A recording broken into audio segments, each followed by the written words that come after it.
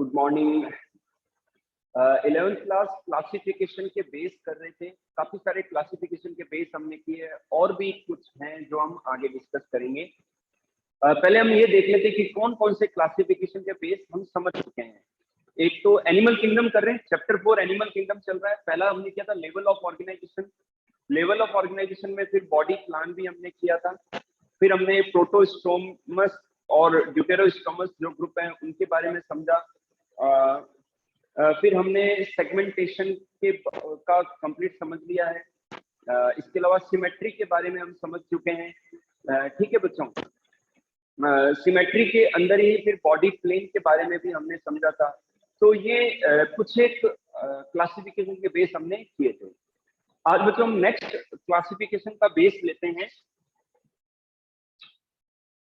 Animal kingdom में basis of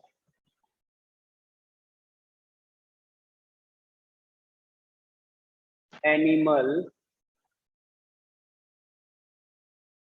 classification, basis of animal classification. अच्छा बच्चों, हमने जर्मिनल लेयर्स का भी टॉपिक समझ लिया, ठीक है। और जर्मिनल लेयर्स के अलावा हमने सिलोम जो बॉडी कैविटी है उसके बारे में भी समझा हमने, ठीक है। चलिए नेक्स्ट लेते हैं। जो भी नंबर है मैं नंबर नहीं लगाऊंगा। नेक्स्ट जो बेस है क्लासिफिकेशन का वो है digestive system. Digestive system, digestive system में फर्स्ट लेते हैं इनकम्प्लीट,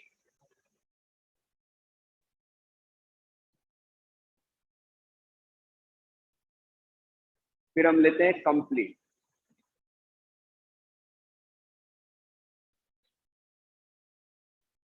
बच्चों डाइजेस्टिव सिस्टम लिविंग जो ग्रुप्स हैं, ऑर्गेनिजम्स हैं, एनिमल्स हैं, इनके अंदर दो टाइप के होते हैं digestive system, incomplete digestive system and complete digestive system, ठीक है। तो इनकम्प्लीट डाइजेस्टिव सिस्टम किसे कहते हैं कि ऐसे एनिमल्स जिनके अंदर उनकी बॉडी में एक ही छेद होता है, सिंगल पोर होता है जो माउथ और एनस दोनों का काम करता है। तो इस प्रकार के डाइजेस्टिव सिस्टम को कहते हैं इनकम्प्लीट डाइजेस्टिव सिस्टम, जिनके अंदर पूरी एलिमेंट्री कैनाल होती है और एलिमेंट्री कैनाल के एक और माउथ होता है, दूसरी और एनस होता है। इनके दो अलग अलग छेद होते हैं, फूड को अंदर एनगल्फ करने के लिए अलग और फीकल मैटर को अलग करने की एक्सक्रीट करने के लिए अलग। तो ऐसे डाइजेस्टिव सिस्टम को हम कहते हैं कंप्लीट डाइजेस्टिव सिस्टम। ये एक बेस हो गया। नेक्स्ट लेते हैं, तो किसी ऑर्गेनिज्म के अंदर डाइजेस्टिव सिस्टम इनकम्प्लीट है या कंप्लीट, ये भी एक बेस हो सकता है। नेक्स्ट हम लेते हैं circulatory system.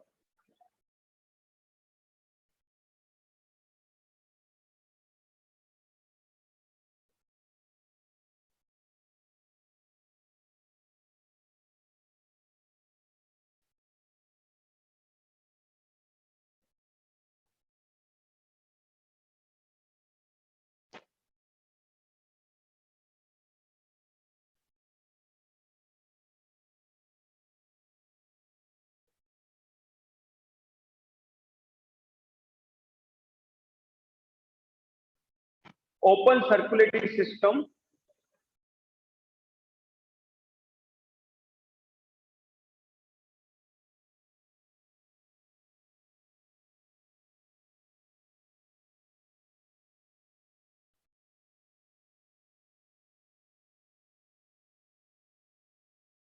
Open circulatory system and closed circulatory system.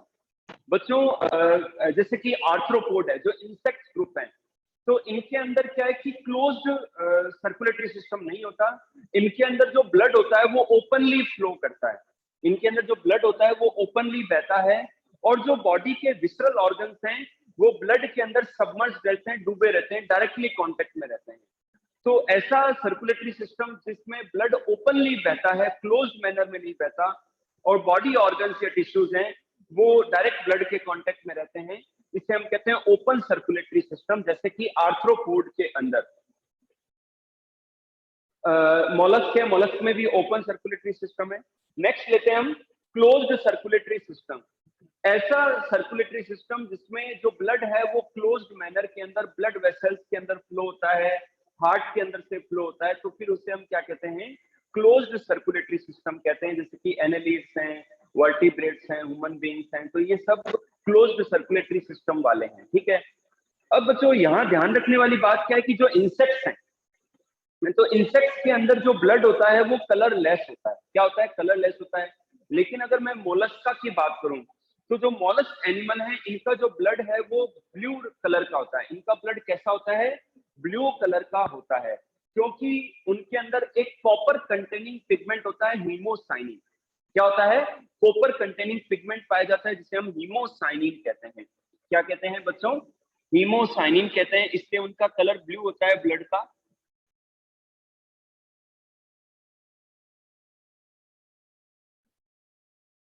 हाँ, जबकि जो हायर वर्टिब्रेट्स हैं इनका ब्लड जो होता है वो रेड कलर का होता है, क्योंकि इनके अंदर एक पिगमेंट होता है ब्लड में जिसका नाम है हीमोग्लोबिन। तो ये आयरन कंटेनिंग पिगमेंट है, और इसी वजह से इनका जो ब्लड है वो रेड कलर का अपीयर होता है। ठीक है बच्चों।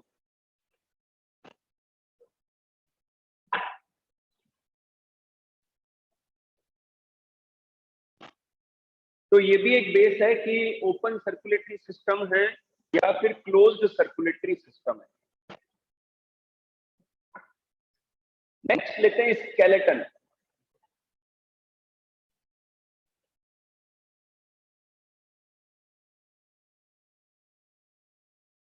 हाँ बच्चों, स्केलेटन भी एक बेस हो सकता है, एक कैरेक्टर हो सकता है किसी एनिमल के अंदर। स्केलेटन क्या है?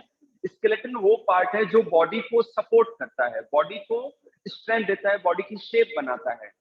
तो स्केलेटन दो तरीके से पाया जा सकता है कि कई एनिमल्स की बॉडी के बाहर एक्सटर्नल स्केलेटन पाया जाता है, हॉर्न के रूप में, हूफ के रूप में, एक्सटर्नली उनमें स्केलेटन पाया जाता है।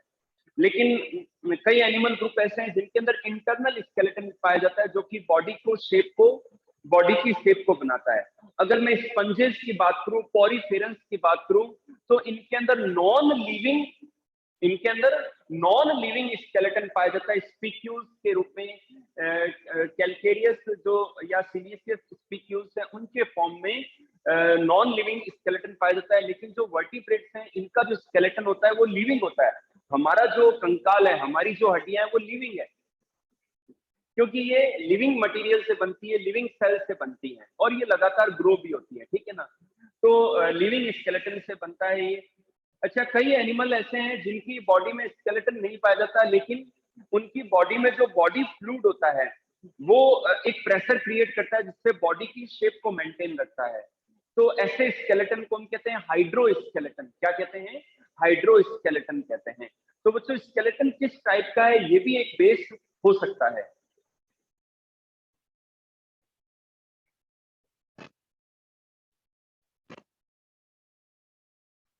नेक्स्ट लेते हैं एक्सक्रीशन।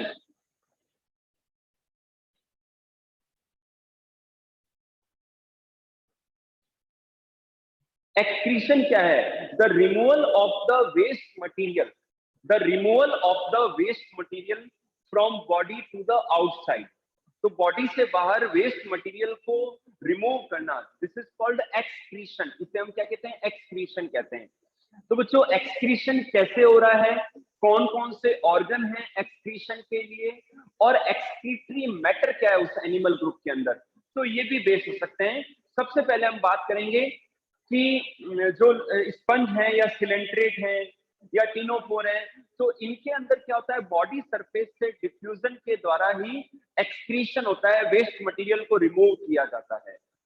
इसके अलावा जो प्लेटी हेलमिंथीज ग्रुप है, इनके अंदर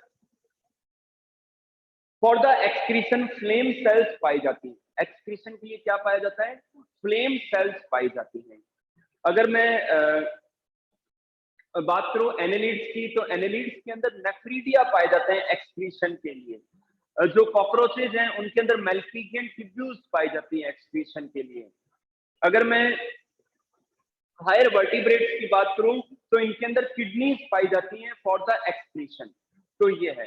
इसके अलावा बच्चों जो आर्थ्रोपोड है, आर्थ्रोपोड के अंदर कॉकरोचेस में मेल्फिजियन ट्यूब्यूल्स होती हैं। इसके अलावा जो अदर इंसेक्ट्स हैं उनके अंदर जैसे कि ग्रीन ग्लैंड है, प्रीन ग्लैंड्स हैं, ये एक्सक्रीशन के लिए पाई जाती हैं। तो ये तो बात हो गई एक्सक्रीटरी ऑर्गन कौन सा है। अब बात करते हैं एक्सक्रीटरी मैटर कौन सा है। बच्चों जनरली तीन प्रकार के एक्सक्रीटरी मटेरियल रिलीज होते हैं एनिमल्स के द्वारा। वो आप जानते हैं कौन कौन से हैं? अमोनिया,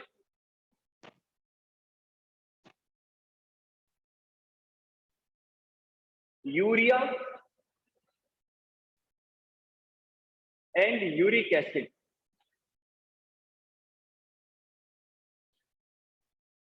ध्यान से देखिए बच्चों, जो एनिमल्स हैं उनके अंदर तीन प्रकार के जो सब्सटेंसेस हैं वो एक्सक्रीटरी मटेरियल के रूप में, एक्सक्रीटरी मैटर के रूप में रिलीज होते हैं। Ammonia, urea and uric acid. बच्चों जो मोस्ट टॉक्सिक है अमोनिया, बहुत ज्यादा हार्मफुल है ये। और जो लीस्ट टॉक्सिक है वो है यूरिक एसिड। अमोनिया जनरली जो एक्वेटिक ऑर्गेनिजम्स हैं, जो जलीय ऑर्गेनिजम्स हैं, उनके अंदर बनता है और रिलीज होता है, जैसे कि स्पंज के अंदर, सिलेंट्रेट के अंदर, इनोफोर्स के अंदर। और ये गैसियस फॉर्म में होता है और ये वाटर सॉल्युबल होता है। तो जो ये जनरली अमोनिया रिलीज हो जाता है पानी के अंदर, ठीक है। तो एक्वेटिक एनिमल्स के अंदर अमोनिया रिलीज होता है। सेकेंड हम लेते हैं यूरिया। बच्चों जो यूरिया है वो हायर वर्टिब्रेट्स की बॉडी में बनता है और यूरिया कम टॉक्सिक है अमोनिया के कंपेयर में। हमारी बॉडी के अंदर या अदर वर्टिब्रेट के अंदर भी अमोनिया ही बनता है, वेस्ट मटेरियल के रूप में अमोनिया ही बनता है, लेकिन ये अमोनिया लीवर के द्वारा कन्वर्ट हो जाता है यूरिया में, और ये यूरिया फिर ब्लड में घुल जाता है और ब्लड के द्वारा हमारी किडनीज तक आता है और किडनी के द्वारा यूरिया को बाहर रिमूव कर दिया जाता है, ठीक है। फिर लेते हैं यूरिक एसिड। बच्चों इंसेक्ट्स के अंदर, बर्ड्स के अंदर और कुछ अदर एनिमल्स के अंदर क्या है, यूरिक एसिड एक्सक्रीटरी मैटर के रूप में रिलीज होता है। Uric acid semi solid form में होता है, यूरिया सॉलिड फॉर्म में होता है, जबकि uric acid semi solid form में होता है। इंसेक्ट्स के अंदर, बर्ड्स के अंदर, कुछ एक अदर एनिमल ग्रुप्स के अंदर यूरिक एसिड रिलीज होता है, जो कि लिस्ट हार्मफुल है, लिस्ट टॉक्सिक है। अब बात करते हैं जो अमोनिया रिलीज करने वाले जो एनिमल्स हैं उन्हें हम कहते हैं अमोनोटेलिक। क्या कहते हैं?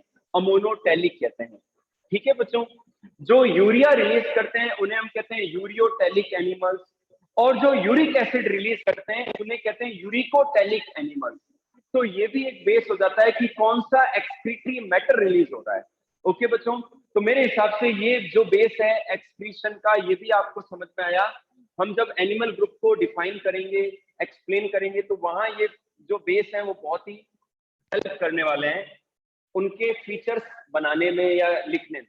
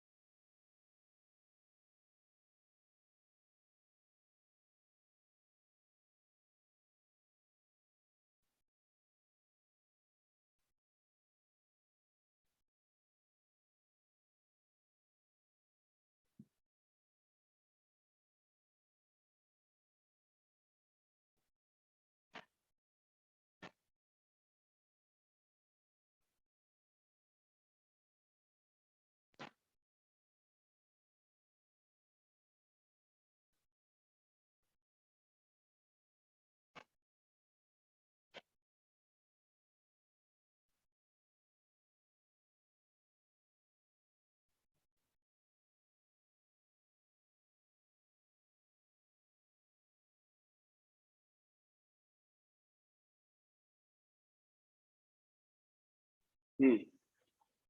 हाँ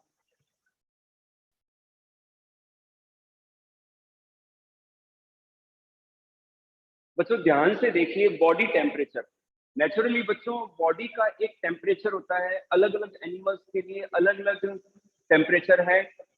लेकिन मैं अगर बात करूं नॉन वर्टिब्रेट्स की, सॉरी नॉन कॉर्डेट्स की अगर मैं बात करूं, या जो वर्टिब्रेट में भी अगर मैं ह्यूमंस मैमल्स को छोड़े अपन और बर्ड्स को छोड़ दें, तो इनमें क्या होता है कि बॉडी का जो टेम्परेचर है, एक बार आप मैमल्स और बर्ड्स को छोड़ते हैं, बाकी एनिमल ग्रुप की मैं बात कर रहा हूं, तो इनके अंदर क्या होता है, इनकी बॉडी का जो अंदर का टेम्परेचर है, बॉडी का जो इंटरनल टेम्परेचर है, वो बाहर के टेम्परेचर के साथ साथ में चेंज होता रहता है।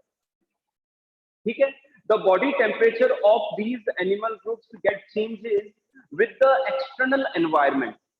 ठीक है, तो ऐसे एनिमल्स को हम क्या कहते हैं, पॉइकिलोथर्मिक एनिमल्स कहते हैं। ध्यान रखना, ये नई चीज सीख रहे हैं आप।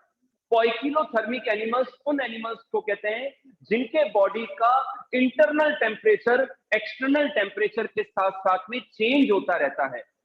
तो इसे उन्हें हम क्या कहते हैं, पॉइकिलोथर्मिक एनिमल्स कहते हैं।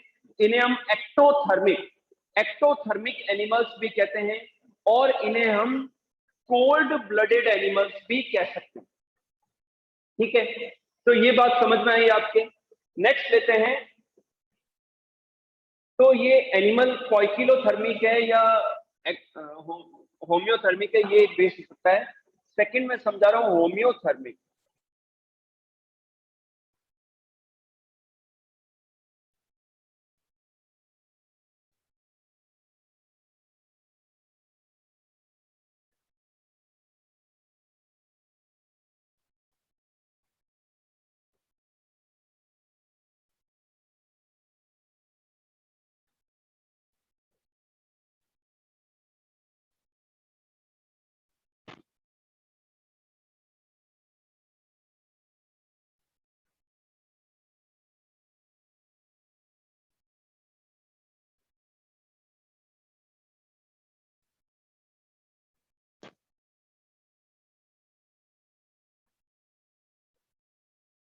बच्चों अब मैं बात करूंगा मैमल्स की एंड बर्ड्स की। बच्चों मैमल्स एंड बर्ड्स के अंदर उनके बॉडी का जो इंटरनल टेम्परेचर है, मैमल्स एंड बर्ड्स में बॉडी का जो इंटरनल टेम्परेचर है वो कांस्टेंट रहता है, accept in the conditions of disease. बीमार ना हो उनके अलावा मैं बात कर रहा हूं।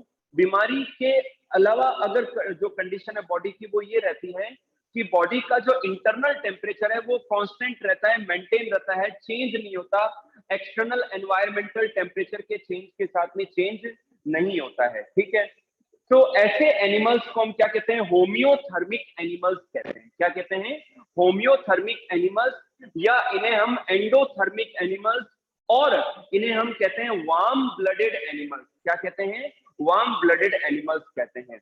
तो बच्चों ये भी एक बेस हो सकता है। ठीक है,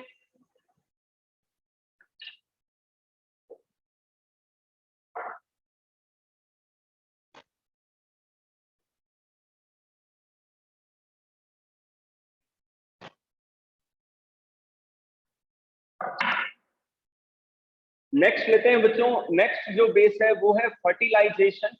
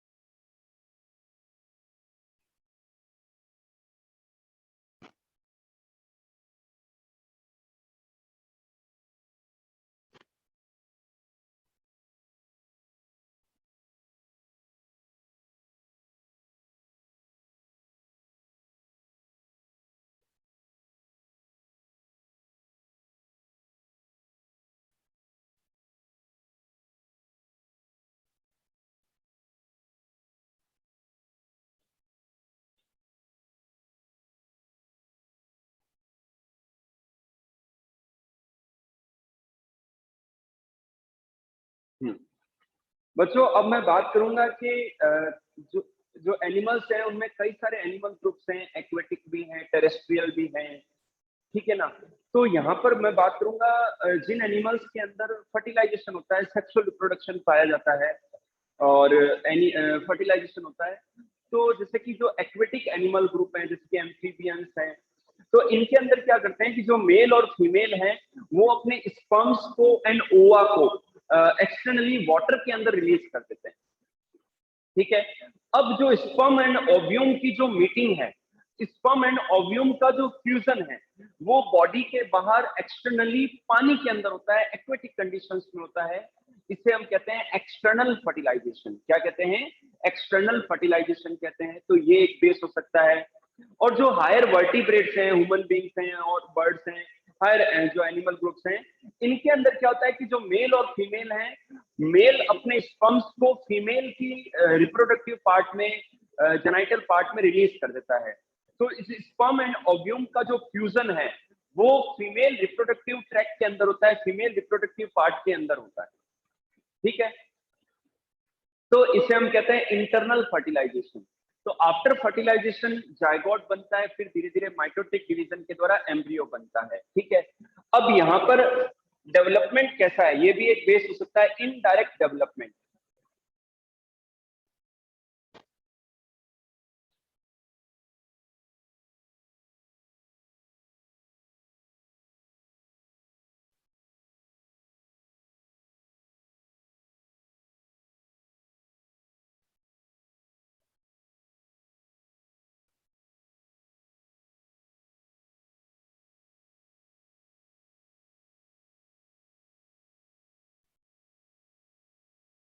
हाँ बच्चों ध्यान से देखिए कि जो एक्वेटिक एनिमल्स जिनके अंदर एक्सटर्नल फर्टिलाइजेशन होता है, तो वहां पर ड्यूरिंग द डेवलपमेंट एक लार्वा स्टेज पाई जाती है। डेवलपमेंट के दौरान उनमें क्या होता है, एक लार्वा स्टेज पाई जाती है और लार्वा फिर धीरे धीरे डेवलप होता है अडल्ट के अंदर। तो इसे हम कहते हैं मेटामॉर्फोसिस। क्या कहते हैं? मेटामॉर्फोसिस। जो लार्वा है एक्वेटिक एनिमल्स के अंदर, लार्वा का डिफरेंट स्टेजेस से होता हुआ एडल्ट में डेवलप होना, इसे मेटामॉर्फोसिस कहते हैं। और डेवलपमेंट के इस ट्रेंड को, इस टाइप को हम कहते हैं इनडायरेक्ट डेवलपमेंट। क्या कहते हैं? इनडायरेक्ट डेवलपमेंट कहते हैं। नेक्स्ट लेते हैं डायरेक्ट डेवलपमेंट के। जो हायर एनिमल्स हैं जिनके अंदर इंटरनल फर्टिलाइजेशन होता है, तो वहां जायगोट बनता है, फिर एम्ब्रियो बनता है, एम्ब्रियो सीधा ही अडल्ट में डेवलप हो जाता है। जो बेबी है, जो न्यू जो इन्फेंट है, उसके अंदर, बच्चे के अंदर सीधा डेवलप हो जाता है। तो इसे हम कहते हैं direct development without the help of larva stage. Larva stage इनमें नहीं पाई जाती, सीधा डेवलपमेंट होता है एम्ब्रियो का अडल्ट चाइल्ड के अंदर। तो इसे हम क्या कहते हैं? डायरेक्ट डेवलपमेंट कहते हैं। तो ये भी बच्चों एक बेस हो सकता है। अब मैं एक और बेस है, वो है वीवी पेरस।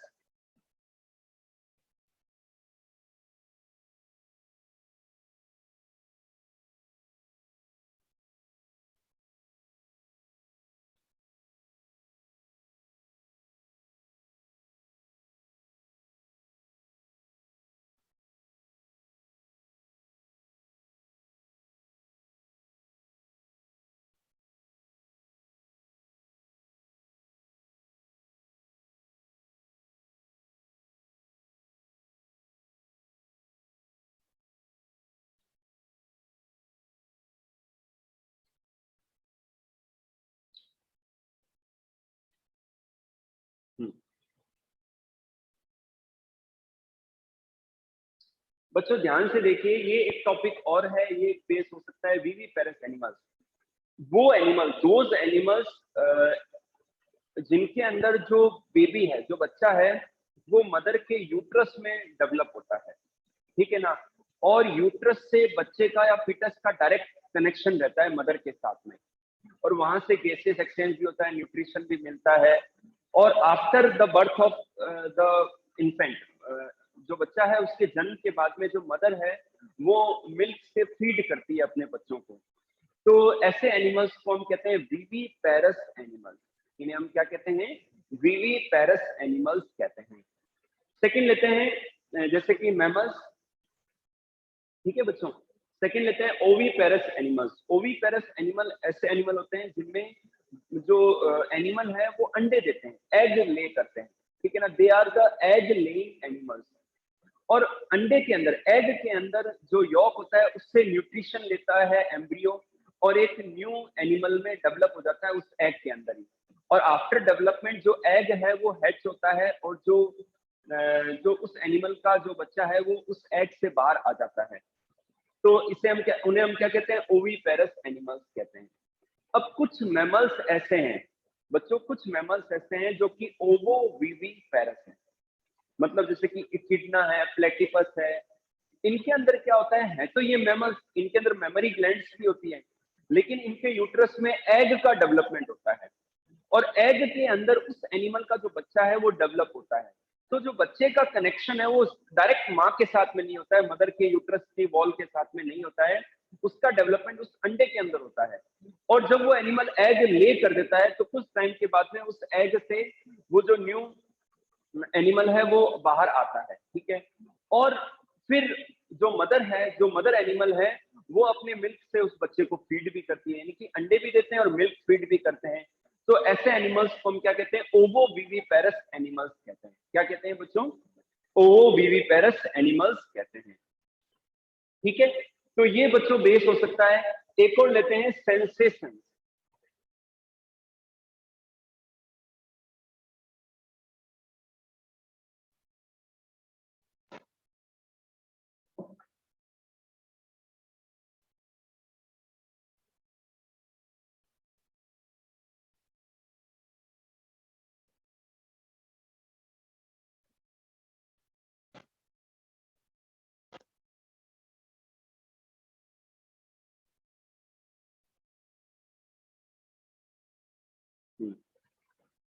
बच्चों नर्वस सिस्टम भी एक बेस हो सकता है किसी एनिमल ग्रुप का।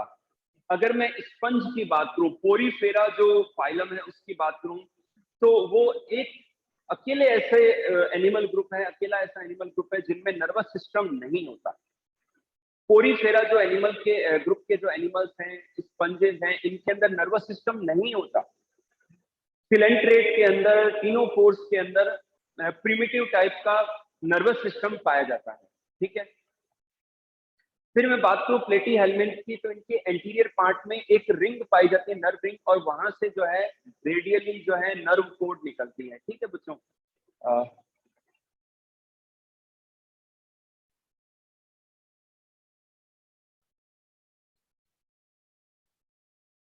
ठीक है, इसी तरीके से जो एस्के एलमेंथिस है वहां भी ऐसा ही होता है, पूरी तरीके से डेवलप नर्वस सिस्टम नहीं होता, एंटीरियर पार्ट में नर्व रिंग होती है और वहां से जो नर्व्स निकलती हैं। अगर एनेलिड्स की बात करूं तो इनके भी अगले हिस्से में नर्व रिंग होती है और वहां से मिड और वेंट्रल जो है नर्व, जो नर्व्स हैं वो निकलती हैं, ठीक है बच्चों। इसी तरीके से आर्थ्रोपोड के अंदर भी इसी तरीके का नर्वस सिस्टम पाया जाता है। अगर मैं हायर वर्टिब्रेट्स की बात करूं तो इनके अंदर बकायदा नर्व्स के एग्रीगेशन से, नर्व टिश्यूज के एग्रीगेशन से ब्रेन का फॉर्मेशन हो जाता है एंटीरियर पार्ट में, ठीक है ना। और जिसे हम सिफेलाइजेशन कहते हैं। क्या कहते हैं, सिफेलाइजेशन।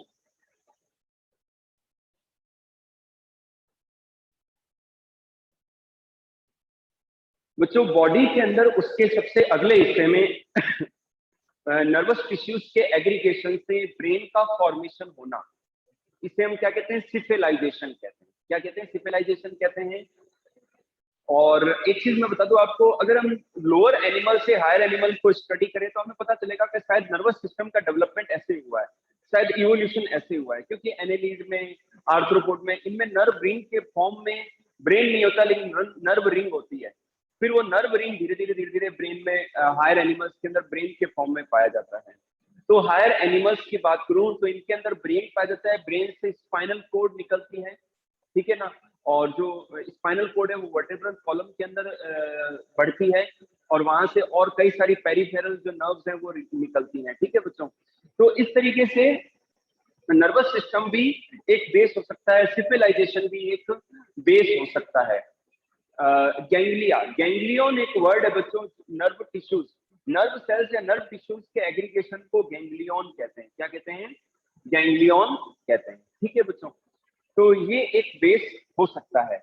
तो ये इतने सारे बेसिस हैं बच्चों एनिमल किंगडम के क्लासिफिकेशन के लिए। आपको अगर कुछ पूछना है यहाँ तक तो अपने डाउट पूछ लें। फिर अपन एनिमल फाइला स्टार्ट कर रहे हैं। 11th क्लास, किसी को कोई डाउट नहीं है? चलिए बच्चों, आज एक टेबल करेंगे, फिर कल से फाइला शुरू करेंगे। एक टेबल समझा देता हूं एनिमल क्लासिफिकेशन की। टाइम कम बचा है बच्चों। जितने भी एनिमल्स हैं उनको हम दो ग्रुप्स में डिवाइड करते हैं, नॉन कॉर्डेटा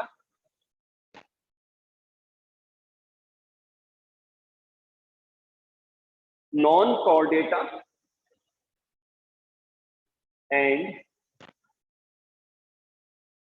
कॉर्डेटा।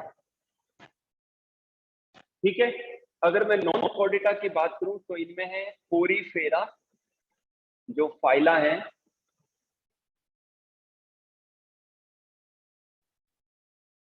सेकंड है सिलेंट्रेटा,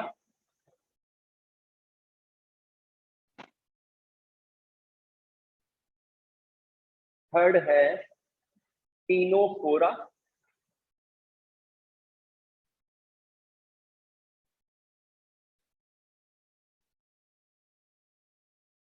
फोर्थ है प्लेटीहेल्मिन्थीज,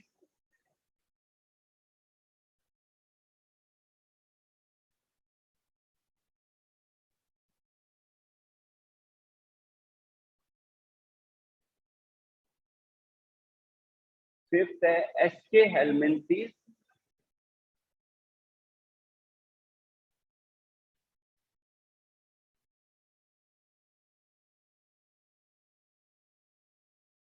सिक्स्थ है एनेलिडा,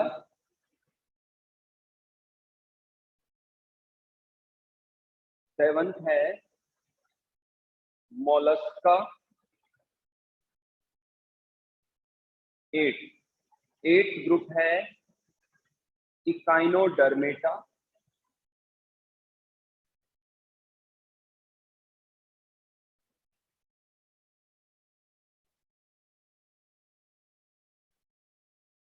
अच्छा नाइन्थ है आर्थ्रोपोडा,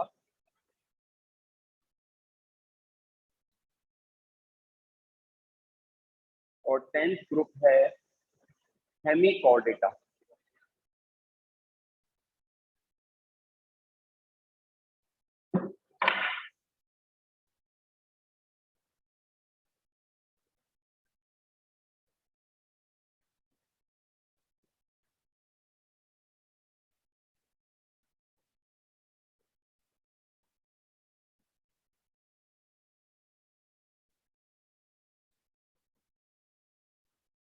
ध्यान से देखिए बच्चों, वैसे देखा जाए तो टोटल एनिमल किंगडम के अंदर टोटल 11 फाइलम है। कॉर्डेटा भी फाइलम ही है, कॉर्डेटा भी क्या है, फाइलम ही है। लेकिन हमने क्या किया, दो ग्रुप बना लिए, नॉन कॉर्डेट और कॉर्डेट। नॉन कॉर्डेट उन्हें कहते हैं जिनके बॉडी के अंदर कोई कॉर्ड नहीं होती, नोटोकॉर्ड नहीं होती, तो उन्हें हम नॉन कॉर्डेट कहते हैं। ठीक है, तो इनके अंदर टोटल 10 फाइलम है। कितने फाइलम है? 10 फाइलम है। फाइलम का प्लूरल होता है फाइला। क्या क्या नाम है उनके? Porifera, Coelenterata, Ctenophora, Platyhelminthes, Aschelminthes, Annelida, Mollusca, Echinodermata, Arthropoda. Arthropoda को वैसे मोलस्का से पहले पढ़ेंगे अपन, हेमिकॉर्डेटा। ये 10 फाइला है बच्चों। 11th फाइला जो है वो कॉर्डेटा का है, जिसके अंदर जब हम कॉर्डेटा को पढ़ेंगे तो उसके सब ग्रुप्स, उसकी जो क्लासेज हैं, ये सब हम डिटेल में पढ़ेंगे। तो 11th क्लास आज इतना ही, रिमेनिंग पार्ट अपन कल करेंगे।